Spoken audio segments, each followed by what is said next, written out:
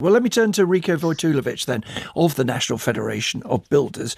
If it operated in that way, flexibly, in other words, Rico, would you be in favour of it? I think anything that improves health and safety is important, but I need to correct a couple of things there. There are guidelines in other countries. There are not maximum and minimum number temperatures.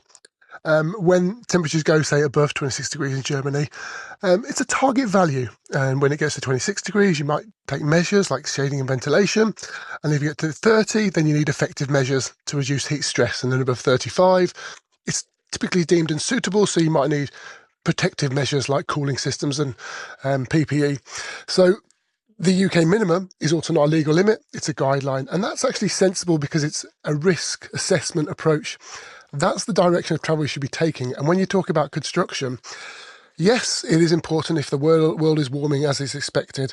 But we also need the unions then to come out and say, well, the working hours that local authorities and government sets, between 8 and 5 p.m. or whatever it might be, they need to be extended so people can work at 7 a.m. till 9 p.m. to accommodate that. We don't want this British exceptionalism as a policy, as we see with affordable housing, which no other country does it the way we do it, where you just end up with lots of unintended consequences.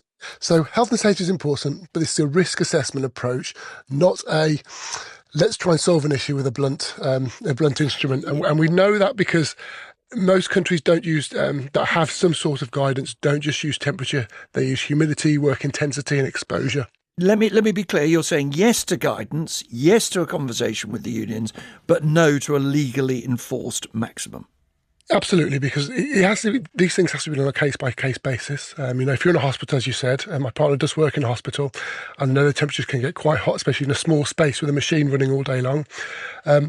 You can have strategies around that, strategies that you can't adopt for a construction site that's outdoors.